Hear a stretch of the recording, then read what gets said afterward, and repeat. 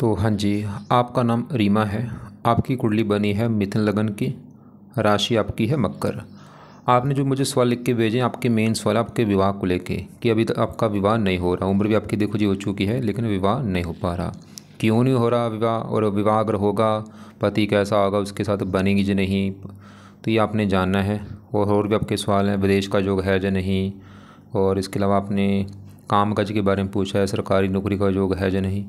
कोशिश करूँगा आपके जो भी सवाल मैं कवर करने की। सबसे पहले देखो जी, आप ही समझो कि जो कुंडली होती है, ये आपकी जो कुंडली बनी है, इसमें टोटल है 12 घर। 12 घर पहले समझ लो।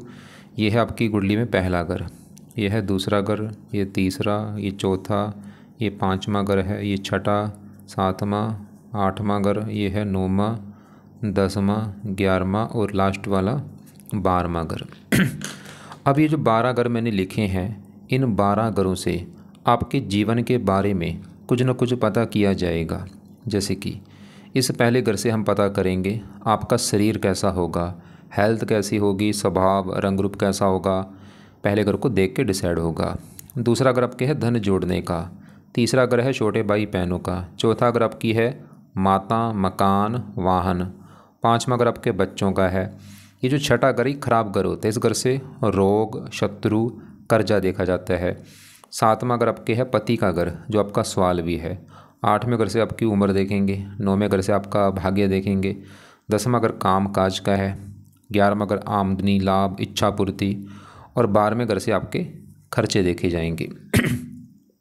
तो आपने यहाँ पे मेरी 2 बातें नोट करनी है। पहली बात, ये जो मैंने 12 घर लिखे हैं इनको याद कर लो। दूसरी बात, इन 12 घरों से जो कुछ देखा जाएगा वो याद कर लो। अब आप ये देखो, आपने इस कुंडली में देखना क्या है, वो घर देखो। मान लो आपने देखना है अपने बच्चों के बारे में, तो बच्चों का जो घर है वो है 5वां घर। तो 5वें घर से आपके बच्चे देखेंगे। अब 5वें घर में देखो एक नंबर लिखा है 7 नंबर। 7 है तुला राशि, इसका मालक होता है शुक्र। तो आपके बच्चों के लिए हमें शुक्र ग्रह को देखना पड़ेगा। ऐसे ही अगर आपकी कुंडली में हमने आपके छोटे भाई बहन देखने हैं, तीसरा घर होता है छोटे भाई बहनों का, और तीसरे घर में नंबर क्या लिखा है 5। यह है सिंह राशि, मालक इसका बना सूर्य है। तो छोटे भाई बहनों के लिए सूर्य को देखना पड़ेगा। तो आपको मेरी बात समझ आ रही होगी कि जो भी कुछ देखना है वो घर देखना है, और घर का मालक देखा जाता है। अब सवाल है कि आपकी कुंडली है कैसी। आपकी कुंडली में ग्रह अच्छे भी हैं, ग्रह खराब भी हैं। अच्छे ग्रह कौन से हैं? आपका मंगल अच्छा है, जो कि अपने घर में बैठा है। गुरु अच्छा है, अपने घर में बैठा है। सूर्य अच्छा है, मित्र राशि में बैठा है। बुध अच्छा है, मित्र राशि में बैठा है। शुक्र अच्छा है। अब ये तो है ग्रह अच्छे। अब आपका ग्रह खराब कौन सा? सबसे ग्रह आपका खराब मुझे राहु लगा है। और शनि की बात करूँ, ये भी आपको खराब फल देगा, कुछ अच्छे फल देगा, मतलब रले मिले आपको फल देगा शनि ग्रह। चंद्रमा भी आपको रले मिले फल देगा। तो हमने अभी क्या देखा, ग्रह काफ़ी अच्छे भी हैं। खासकर आपके 5 ग्रह अच्छे हैं, मंगल, गुरु, सूर्य, बुध, शुक्र। ये 5 ग्रह तो हैं बहुत अच्छे। राहु बिल्कुल ख़राब है, और शनि रले मिले फल, चंद्रमा भी रले मिले फल। अब देखो जी, सभी जो 9 ग्रह हैं इनका असर आपके ऊपर आपके जीवन के ऊपर हमेशा रहेगा। जो ग्रह अच्छा है वो हमेशा अच्छे फल देगा, जो ग्रह खराब है आपका है वो हमेशा खराब फल देगा। बस इन ग्रहों का जो असर होता है वो कई गुना बढ़ जाता है जब इनकी चलती है दशा। दशा में ये ज़्यादा एक्टिवेट हो जाते हैं। तो ये जो 9 ग्रह हैं, आज इन 9 ग्रहों में आपके ऊपर सबसे ज़्यादा जो असर है जिस ग्रह का, वो है ये शनि ग्रह। क्यों? क्योंकि देखो जी, शनि की आपके ऊपर चल रही है बड़ी महादशा। जो दशा होती है 2 प्रकार की होती है, एक तो होती है महादशा, एक होती है अंतरदशा। जो महादशा ये तो है शनि की, ये आपकी दूसरा महीना 25 में चली है, अभी चली देखो जी, पिछले 6 महीने हो चुके हैं चली को, और ये 44 में जाके ख़त्म होगी 2044 में। देखो काफ़ी लंबी दशा है। और एक जो अंतरदशा वो भी देखो शनि की आपकी है। महादशा भी शनि की आपके ऊपर है, और शनि की अंतरदशा भी शनि की है। और दूसरा महीना 25, जो छोटी दशा है अंतरदशा, ये दूसरा महीना 25 से चली है, और ये दूसरा महीना 28 में ख़त्म होगी। तो हमने अभी क्या देखा कि आपके ऊपर जो यहाँ पे देखो जी, ध्यान से मेरी बात समझ लो। मैं फिर बोल देता हूँ कि जो 9 ग्रह हैं आपके ऊपर, आज भी सभी 9 ग्रहों का असर है, लेकिन ज़्यादा असर जिस ग्रह का आपके ऊपर अभी पड़ रहा है वो है ये शनि ग्रह, क्योंकि इसकी महादशा है, इसी की अंतरदशा है। और जो महादशा वो तो 44 में ख़त्म होनी है, जो अंतरदशा वो 28 में ख़त्म होगी। इसका मतलब ये है कि अभी आपके जीवन में जो चीज़ें हो रही हैं, जो या आगे जो कुछ होगा, वो बड़ा कारण ये शनि ग्रह होगा। तो शनि को भी हमने देखना पड़ेगा कि शनि क्या अच्छे फल आपको भी देगा, क्या बुरे फल देगा। लेकिन पहले आपका जो मेन सवाल है विवाह को लेके, वो मैं पहले कवर करूँगा कि आपके विवाह के रिगार्डिंग कुंडली है कैसी, पति का सुख कैसा है कुंडली के हिसाब से। और आपको भी मैंने क्या बोला था कि 12 घरों से कुछ ना कुछ देखा जाता है। जैसे तीसरा घर छोटे भाई बहन, चौथा माता, पाँचवा बच्चे, ऐसे ही सातवां घर जो होता है किसी भी कुंडली में, सातवां घर पति पत्नी का होता है। अगर कोई लड़का है तो उसका सातवां घर पत्नी का होगा, लड़की है सातवां घर उसके पति का बनेगा। अब आप एक है लड़की तो सातवां घर बनेगा आपके पति का घर, कि पति कैसा होगा। और आपको मैंने अभी एक फार्मूला बोला था, घर का मालक देखा जाता है। तो पति के लिए सातवां घर देखेंगे, और सातवें घर में क्या लिखा है, 9 लिखा हुआ है। देखो 9 है धनु राशि, इसका जो मालक है वो है गुरु ग्रह।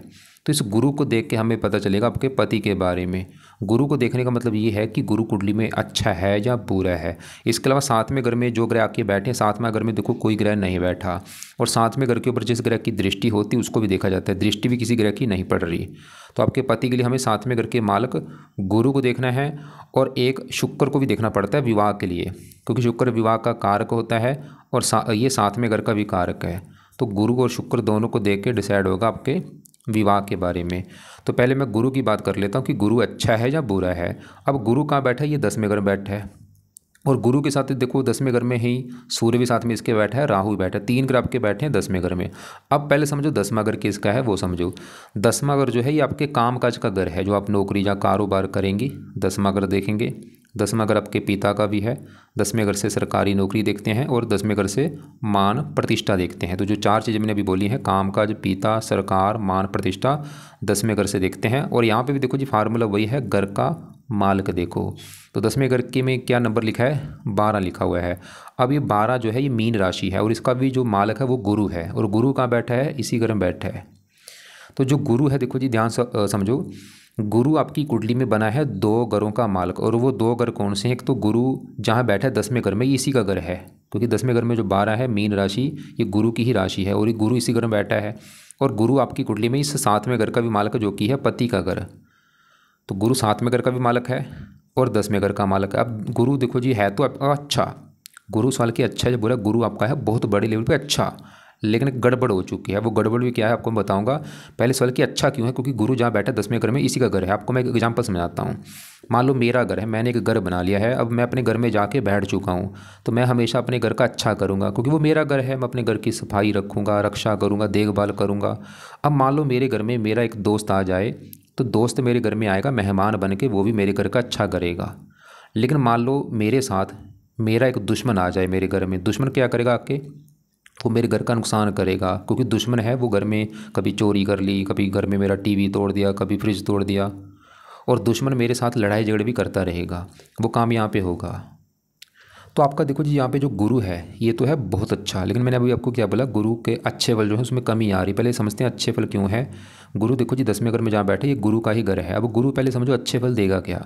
10वां घर है काम काज का घर, और काम काज घर का मालिक गुरु इसी घर में है। तो गुरु ये दिखा रहा है कि आपको काम काज का सुख मिलेगा बहुत अच्छा। 10वां घर पिता, गुरु इसी घर में बैठा है, पिता का सुख अच्छा। सरकार का है, सरकारी नौकरी का जो बना है या सरकार से आपको फ़ायदा होगा। 10वां घर मान प्रतिष्ठा, गुरु आपकी मान प्रतिष्ठा दे देगा। और गुरु आपके क्योंकि साथ में घर का भी मालिक है पति घर का, तो गुरु आपको पति का भी सुख अच्छा लेके बैठा है कि आपको पति का सुख अच्छा मिलेगा। बल्कि पति 10वां घर काम काज, पति आपका काम काज करने वाला होगा उसको, जहाँ पति काम काज या पति आपका आने के बाद आपका काम धंधा चलना शुरू हो जाएगा। तो गुरु देखो जी मैंने आपको बोला था, क्योंकि आपका मेन सवाल हम अभी कवर कर रहे हैं पति को लेके। तो पति घर का मालिक गुरु हमने देखा जो कि अच्छा है, क्योंकि वो जहाँ बैठा 10वां घर, वो 10वां घर गुरु का ही घर है। तो गुरु 7वें घर का भी मालिक है और 10वें घर का भी मालिक है। तो गुरु आपके 10वें घर को भी अच्छा कर रहा है, पति, सरकार, मान प्रतिष्ठा, और 7वें घर को भी अच्छा कर रहा है। लेकिन आपको मैंने क्या बोला था कि गुरु है तो अच्छा, लेकिन गड़बड़ हो चुकी है। गड़बड़ दो यहाँ पे गड़बड़ हो चुकी है। पहली कि गुरु के साथ इसी घर में राहु बैठा है, तो राहु क्या करेगा, गुरु को खराब कर देगा। यहाँ पे दोष बना है चंडाल दोष, क्योंकि राहु है दानव ग्रह, गुरु है देवता। जब भी गुरु के साथ राहु बैठता है ये कैसे हम चंडाल दोष कहते हैं, मतलब इस अवस्था में गुरु अच्छे फल नहीं देता। तो गुरु यहाँ पे आपका बुरी तरह से खराब है, क्योंकि राहु से पीड़ित है। दूसरा कारण, गुरु आपका देखो अस्त बैठा है, मृत हो चुका है, सूर्य के साथ बैठ के अस्त बैठा है। अस्त का मतलब होता है ये मृत हो चुका है, अच्छे फल जो हैं वो कम हो चुके हैं। लेकिन अस्त का भी चलो इतना बड़ा कारण नहीं है, लेकिन जो सबसे बड़ा कारण गुरु खराब होने का मैं बोलूँगा, साथ में राहु के बैठने की वजह से खराब है। अब होगा क्या, अभी जो भी आपको मैंने गुरु के अच्छे फल बोले थे, क्या अच्छे फल बोले हैं कि गुरु पति का सुख अच्छा दे देगा, लिए अच्छे फल जो भी हैं आपको नहीं मिलेंगे, या मिलेंगे कम मात्रा में। जैसे गुरु ये दिखा रहा था कि पति का सुख अच्छा, लेकिन राहु के साथ बैठ के उल्टा भी पति संबंधी आपको दिक्कतें आएंगी। पति से लड़ाई झगड़े होना, विवाह में देरी होना, अगर विवाह हो भी गया पति से आपकी बनेगी नहीं, लड़ाई झगड़े होते रहेंगे। और गुरु 10वें घर देखो गुरु तो ये कर रहा था कि 10वें घर का अच्छा करेगा कि आपको काम काज का सुख मिलेगा, आपके सरकारी नौकरी का योग लेके बैठा था, पिता का सुख अच्छा था, लेकिन ये अच्छे फल भी आपको नहीं मिलेंगे क्योंकि इसी घर में जो राहु है, राहु 10वें घर को बुरी तरह से ख़राब करेगा, 10वें घर की हानि कर देगा, 10वें घर का सत्यानाश कर देगा। राहु देखो जी गुरु को भी यहाँ पे ख़राब करेगा और साथ में जो सूर्य बैठा है इसको भी ख़राब कर देगा, क्योंकि राहु सूर्य जब एक साथ बैठते हैं इसे कहते हैं ग्रहण दोष।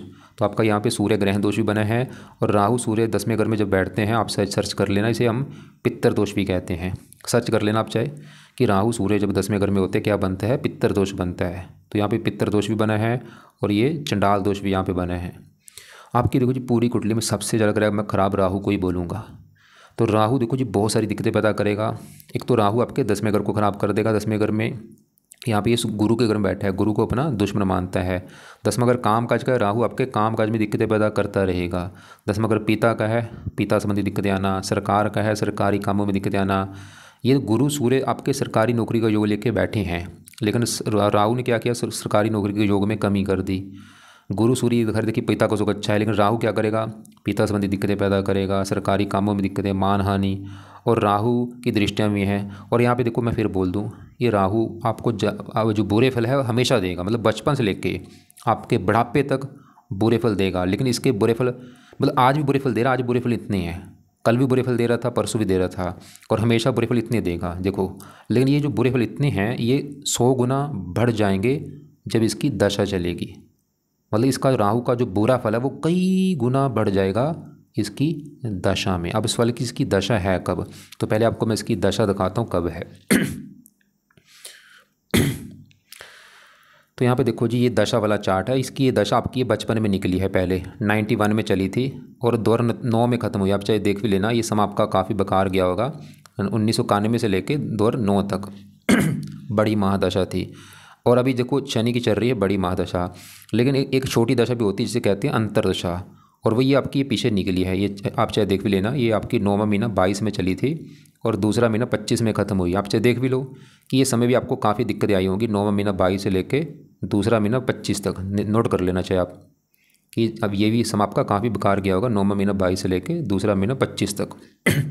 मतलब जब भी राहु की दशा आएगी इसका असर बढ़ जाएगा। वैसे असर आपके ऊपर आज भी है, हमेशा रहेगा। राहु की देखो जी दृष्टियाँ हैं, 5 में बढ़ेगी दूसरे घर के ऊपर, शत्रु राशि, धन की हानि करता रहेगा, परिवार को लेकर दिक्कतें, 7वीं चौथे घर के ऊपर मकान वाहन संबंधी दिक्कतें, 9वीं छठे घर के ऊपर यहाँ पे नीच राशि है, रोगी बनाएगा, शत्रु बढ़ाएगा, कर्जदार भी बना सकता अपनी दशा में। तो यहाँ पे देखो हमने क्या देखा, गुरु आपका है तो अच्छा था बेचारा, लेकिन उसको अच्छे को इस राहु ने ख़राब कर दिया। और इसी घर में जो सूर्य बैठा, अब सूर्य भी अच्छा है, लेकिन सूर्य के भी अच्छे वर्ग में आ चुकी है कमी राहु की वजह से। अब सूर्य की बात करें कि सूर्य अच्छे क्या फल देगा।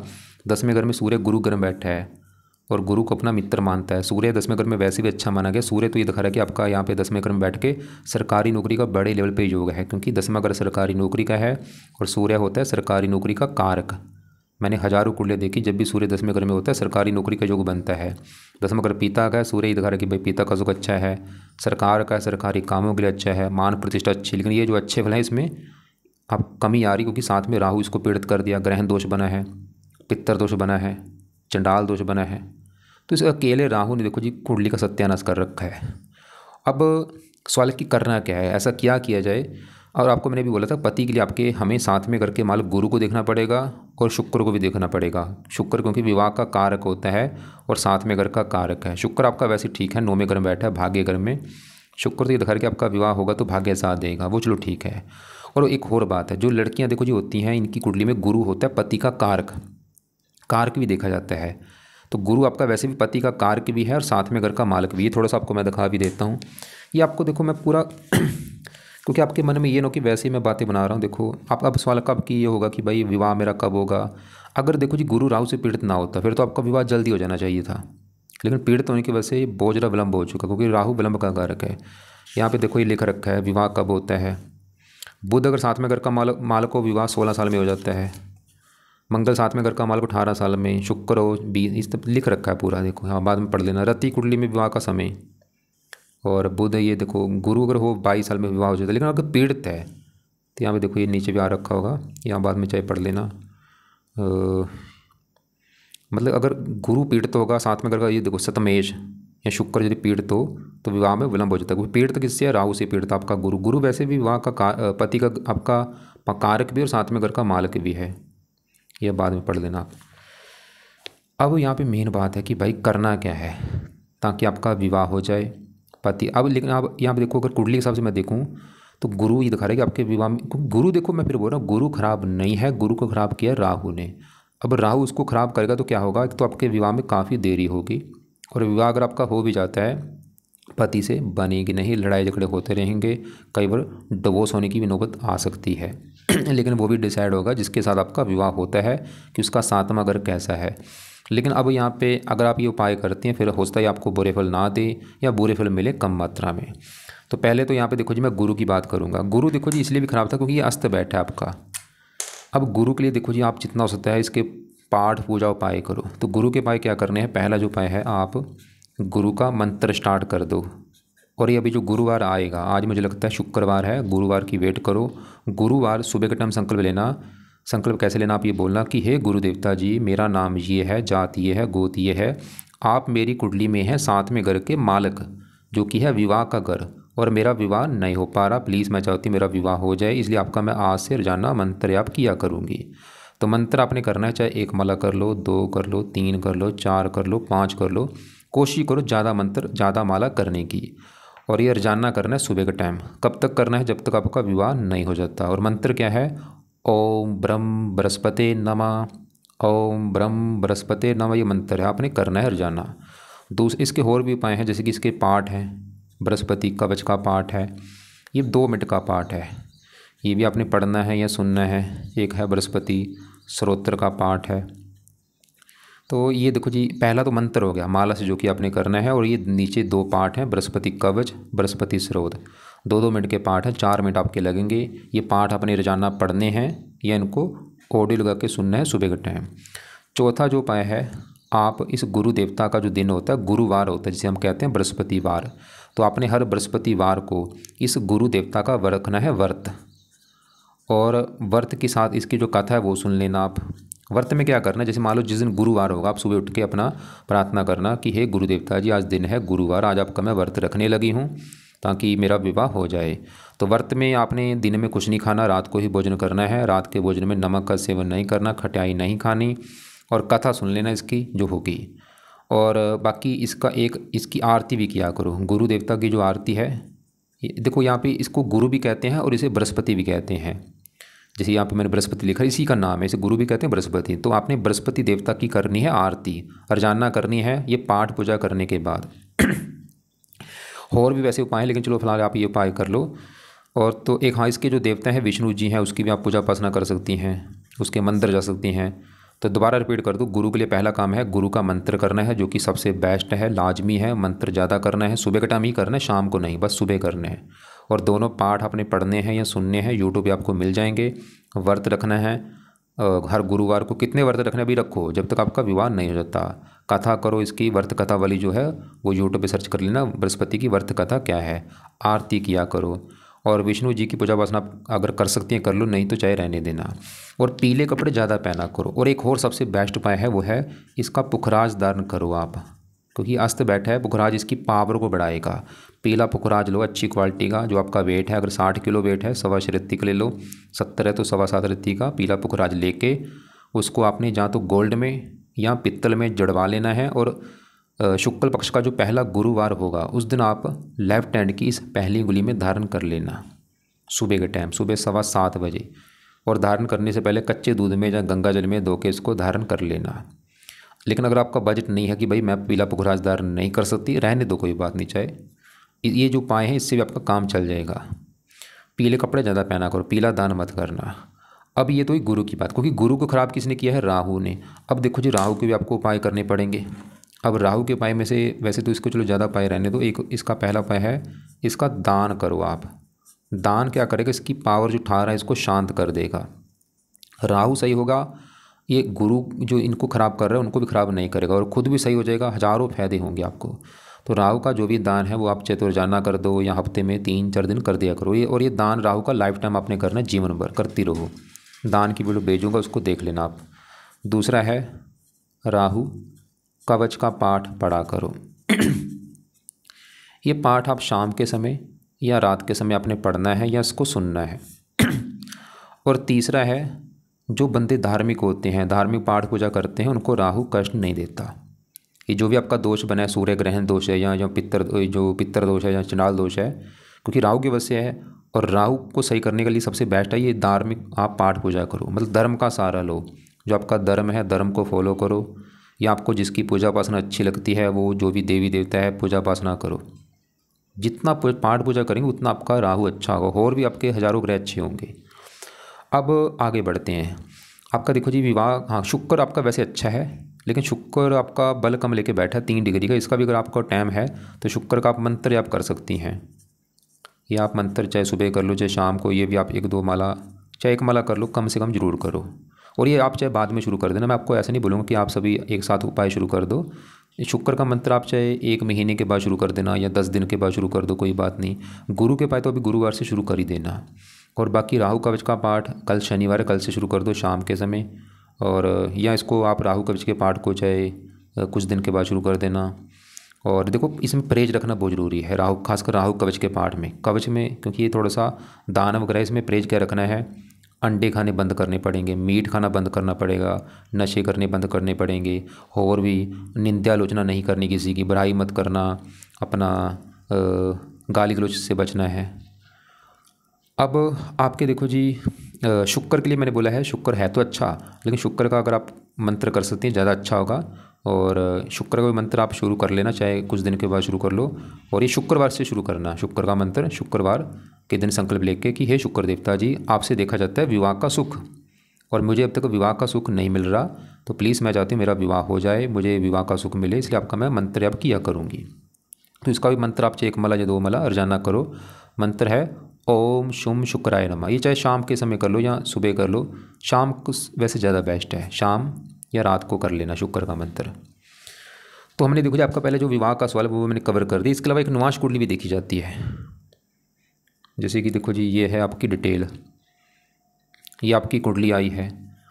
कुंडली में 7वां घर हमने देखा, जो विवाह का घर है उसका मालक हमने देखा। अब निवास कुंडली में भी 7वां घर देखा जाता है, तो 7वें घर में यहाँ पे 6 लिखा, मालक बुध इसका है, बुध भी यहाँ पे बैठा है 12वें घर में। मतलब निवास कुंडली में भी आपकी दिक्कत आने का योग दिख रहा है, क्योंकि 7वें घर का मालक बुध 12वें घर में जाके बैठा है। 7वें घर में चंद्रमा वैसे अच्छा है, तो निवास में भी विवाह में दिक्कतें आने के कारण बने हैं बुध की वजह से।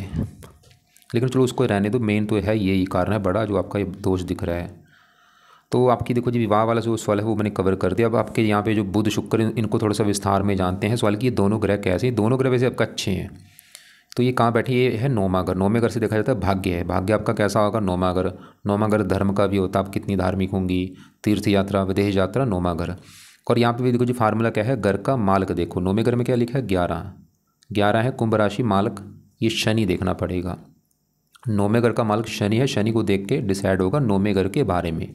और 9वें घर में बुध शुक्र आके बैठे, इन दोनों को भी देखना पड़ेगा। तो पहले आपके मैं 9वें घर में यहाँ पे शुक्र की बात करूँ कि वो अच्छा है। जब हो रहा है शुक्र आपका है अच्छा, क्यों अच्छा है, क्योंकि एक तो घर अच्छा है 9वां, और यहाँ पे शनि घर में बैठा है, शनि को अपना दोस्त मानता है। दोस्त का जैसे मान लो मेरे घर में एक दोस्त आएगा, वो मेरे घर में मेहमान बन के आएगा, तो मेरे घर का अच्छा करेगा। शुक्र है भी इस कुंडली में योग कारक है, तो शुक्र इसके साथ बुध के साथ बैठे, दोनों आपस में दोस्त हैं, बुध शुक्र भी दोस्त हैं। कई जो मतलब यहाँ पे शुक्र अच्छा होने के कई कारण हैं। घर अच्छा है, दोस्त का घर है, दोस्त के साथ बैठा है, लक्ष्मी नारायण राजयोग बना है। अब शुक्र अच्छे फल क्या देगा, शुक्र का इस कुंडली में अपना घर है ये 5वां घर, और 5वां घर है संतान का घर, संतान पढ़ाई 5वां घर। 5वें घर में 7 लिखा है माल शुक्र, और संतान जाके बैठी भाग्य घर में, संतान भाग्य। शुक्र इधर आपकी संतान होने के बाद आपका भाग्य साथ देगा, या आपकी संतान भाग्यशाली होगी वो आपका भाग्य दे करेगी, खासकर लड़की संतान होने के बाद। शुक्र और भी अच्छे फल देगा आपको इसकी दशा में भी आपका भाग्य साथ देगा। और इसी के साथ जो बुध बैठा है ये भी बहुत अच्छा है। बुध इस कुंडली में क्यों अच्छा, क्योंकि तो 9वां घर अच्छा, और शनि की राशि है मित्र राशि, मित्र के साथ बैठा है, योग कारक है। बुध इस कुंडली के है 2 घरों का मालिक। एक तो बुध का घर है ये पहला घर, ये पहला घर बुध का मैंने क्यों बोला है, क्योंकि पहले घर में देखो 3 लिखा हुआ है, 3 होती है मिथुन राशि, मालक बुध होता है। और पहले घर से आपका शरीर, स्वभाव, रंग रूप, पर्सनैलिटी, सर, मस्तक, ये हम देखेंगे। और पहले घर का मालिक बुध अच्छा है, मतलब शरीर का मालिक बुध आपका बैठे, देखो शरीर चला गया भाग्य घर में, तो बुध भी घर के आपको भाग्यशाली बनाएगा, आपका भाग्य साथ देगा, आपको धार्मिक बनाएगा, आपको आपसे देश विदेश की यात्रा करवाएगा। और खासकर बुध की दशा में आपका भाग्य ज़्यादा साथ देगा। और अब इसकी दशा कब है? इसकी दशा आपकी चलेगी 2044 के बाद चलेगी बड़ी महादशा, और छोटी दशा चलेगी अभी 28 के बाद। और बुध आपकी इस चौथे घर का भी मालिक। अब चौथा घर किसका है ये समझो।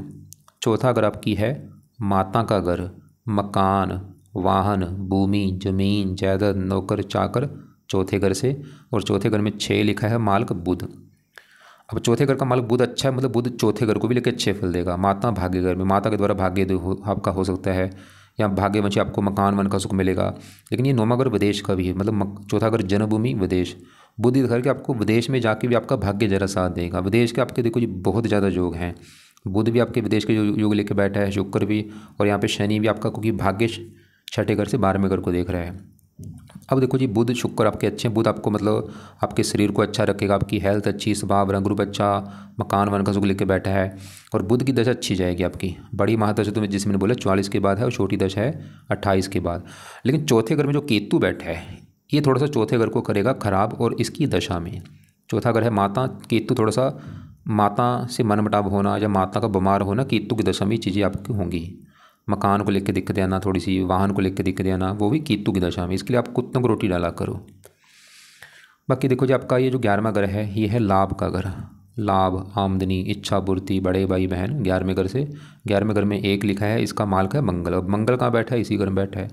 मंगल आपका अच्छा है, क्योंकि 11वां घर इसी का घर है, तो मंगल आपको फिर भी लाभ देगा, इनकम देगा, इच्छाएँ पूरी कर देगा। अब आपके देखो जी सबसे ज़रूरी है बात करनी, क्योंकि शनि की, क्योंकि देखो मैं फिर जो आपको बार बार रिपीट कर रहा हूँ, ये ग्रह अपना असर ज़्यादा दशा में देते हैं। जैसे कि आपका बुध की दशा आपकी अच्छी जाएगी, शुक्र की दशा अच्छी जाएगी, सूर्य की दशा अच्छी जाएगी, गुरु की दशा अच्छी जाएगी, मंगल की दशा अच्छी जाएगी। लेकिन राहु की जब दशा आएगी, बुरा हाल आपका हो जाएगा। और आपको पीछे मैंने दशा दिखा भी दी है, जब जब आपकी आई होगी आप चाहे देख भी लेना, वो समय आपको दिक्कतें आई होंगी। अब दशा है शनि की। सवाल की शनि कैसा आपका? तो शनि आपका बैठा है छठे घर में, और ये छठा घर अच्छा घर नहीं है, ये खराब घर है। इस घर से रोग देखा जाता है, शत्रु देखे जाते हैं, कर्जा देखा जाता है, कोर्ट कचहरी, चोरी, ठगी, विश्वासघात, विघ्न, बाधाएं, काफ़ी मतलब ख़राब चीज़ें छठे घर से देखते हैं। इस घर से ननिहाल भी देखा जाता है। अब शनि देखो जी छठे घर में आके बैठा है, छठे घर को एक्टिवेट कर देगा। और यहाँ पे मंगल की राशि है शत्रु राशि, मतलब शनि छठा घर है रोग। तो ये शनि की जो दशा है, ये जो अभी चली आप पिछले 5-6 महीने से, ये आपको रोगी बना देगा, हेल्थ में दिक्कतें पैदा करेगा, आपको शत्रु बढ़ा देगा। शत्रु बढ़ना आपको कर्जदार भी बना सकता है, ननिहाल को लेकर दिक्कतें आना, और भी इसकी। और इसकी अपने इस कुंडली में 2 घर हैं। एक तो इसका ये जो बुध शुक्र आके बैठे थे 9वें घर में, मैंने आपको बोला था 9वें घर से आपका भाग्य देखा जाएगा। भाग्य कैसा होगा? 9वां घर, और 9वें घर में 11 लिखा, माल कौन है? शनि। तो भाग्य से कौन है? शनि छठे घर में बैठा, भाग्य भंग योग बना है। मतलब शनि की दशा में आपका भाग्य भी साथ ज़्यादा नहीं देगा, आपको भाग्योदय संबंधी दिक्कतें आएंगी। लेकिन शनि एक शर्त पे आपका भाग्य जरा साथ देगा, वो है ये 12वें घर को देख रहा है, विदेश के घर को। अगर आप विदेश में जाती, भाग्य आपका जरा साथ देगा। और धर्म को पूरी तरह से ना मानना, क्योंकि 9वां घर धर्म का है। और ये पिता संबंधी भी थोड़ी सी दिक्कतें आना। ये 8वें घर का मालक का भी है, 8वें घर में क्योंकि 10 लिखा, माल शनि छठे घर से अपने घर को देख रहा है। वैसे उम्र आपकी लंबी कर देगा।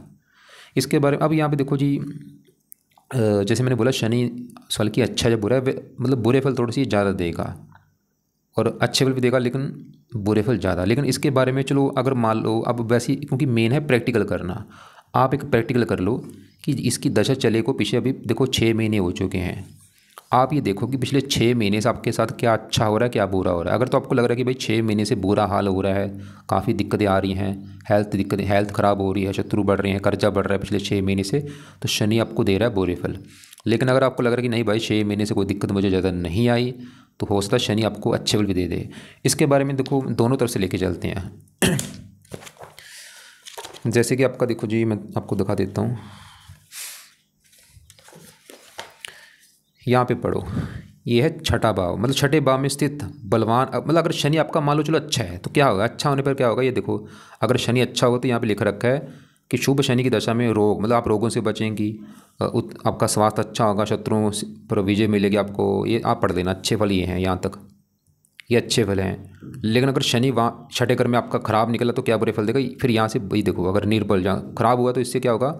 इस दशा में आपको वात जन्य रोग होंगे, जोड़ों में दर्द होगा, ये शरीर में ये देखो दंत पीड़ा, ये मतलब ये बुरे फल आपको मिलेंगे। कैंसर, गुर्दा, पित्ते में पत्थरी होना, दुर्घटना का बहस, ऑपरेशन हो सकता है, शत्रुओं से पीड़ा, चोरी, मामा मौसी से परिवार में कष्ट। ये नीचे वाले बुरे फल हैं, ऊपर वाले अच्छे फल हैं। लेकिन अगर आप चाहती कि भाई ऐसा क्या किया जाए, बाकी मेरी तरफ से तो है कि ये बुरे फल तो जाएगा थोड़े बहुत, मतलब हेल्थ में दिक्कतें आना। कोई ऐसा नहीं कि देखो आज ही हेल्थ में दिक्कतें आनी शुरू हो जाए, क्योंकि दशा भी देखो 44 तक है, होता आगे जाकर आपको हेल्थ में दिक्कतें दे दे। लेकिन अगर आप चाहती हैं कि भाई ऐसा क्या किया जाए कि शनि की दशा आपकी बिल्कुल अच्छी जानी चाहिए, तो आपने इसके करने हैं उपाय। तो क्या क्या उपाय हैं शनि के, देखो जी आप लिख लो।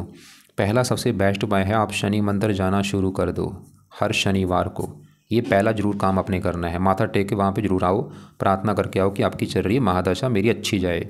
दूसरा काम है, आप शनि कवच का पाठ पढ़ा करो, ये कवच आपको बीमारियों से बचाएगा। तीसरा है, शनि चालीसा का पाठ आप पढ़ा करो, 2 पाठ हैं, ये दोनों पाठ हर रोजाना रात को पढ़ा करो या इनको सुना करो।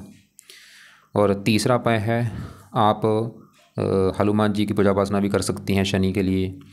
तो शनि मंदिर जरूर जाना है, कवच और शनि चालीसा ये पाठ रात को रोजाना पढ़ने हैं या सुनने हैं। और बाकी हनुमान जी की पूजा उपासना, वैसे इसके और भी काफ़ी हज़ारों उपाय हैं, लेकिन चलो ज़्यादा उपाय जाएंगे तो ये 3-4 आप उपाय कर लो फिलहाल अभी। वैसे इसका व्रत भी है, लेकिन व्रत आपको मैंने गुरु का बोला वो ज़रूरी है आपके लिए, क्योंकि आपका सवाल है मेन विवाह को लेके। और दूसरा अगर धन का होता है, धन जोड़ने का, दूसरे घर में 4 लिखा है चंद्रमा, ये थोड़ा सा धन जोड़ने में दिक्कत देगा, लेकिन धन विदेश में जाके आपको ज़्यादा मिलेगा। अब देखो जी दोबारा एक बार आपके मैं पहले सवाल देख लेता हूँ। एक तो आपने बोला मेरी शादी इतनी डिले किस रीज़न से, वो आपको मैंने बता दिया है। गुरु साथ में अगर जो मालक है वो राहु के साथ बैठ के चंडाल दोष बना है और अस्त भी है, लेकिन बड़ा कारण है राहु के साथ बैठा है। बात आगे बढ़ती क्यों नहीं, ये वही कारण आ गया। देखो विवाह कब होगा, किस महीने होगा, ये बता पाना मुश्किल है। हाँ अगर राहु से पीड़ित ना होता फिर तो मैं यहाँ पे निकाल देता कि आपकी 22 साल में आपका विवाह हो जाएगा, लेकिन पीड़ित है अभी। हाँ एक शर्त है, अगर आप सही ढंग से पाठ पूजा करती हैं फिर तो आपका हो सकता है आपका 1-2 महीने के अंदर ही विवाह हो जाए। और परिवार कैसे मिलेगा, देखो जी अब गुरु की यहाँ क्योंकि पीड़ित है तो इसकी वजह से हो सकता है आपके पति से लड़ाई झगड़े हों, डिवोर्स तक की नौबत आ सकती है। बाकी मैंने बोला है पति की भी कुंडली देखनी पड़ेगी साथ में घर का उसका मालिक देखना होगा।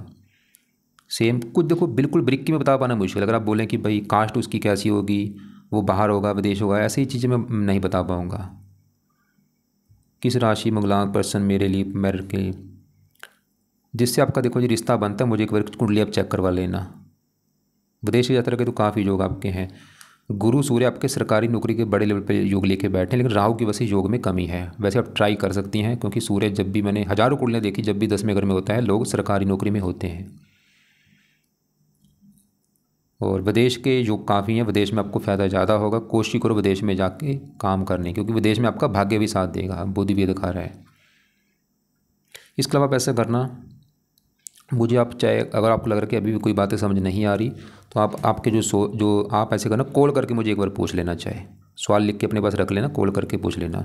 तो दोबारा मैं रिपीट करूं, आपके पास 2 समय हैं, एक सुबह का समय है, ये गुरु वाले उपाय आपने करने सुबह, राहु के और शनि के जो उपाय हैं वो रात को करने हैं। शुक्र का मंत्र आप चाहे सुबह कर लो चाहे दोपहर को, और बाकी कुछ आपको मैं अलग से वीडियो भेजूँगा, उनको भी आप एक बार देख लेना।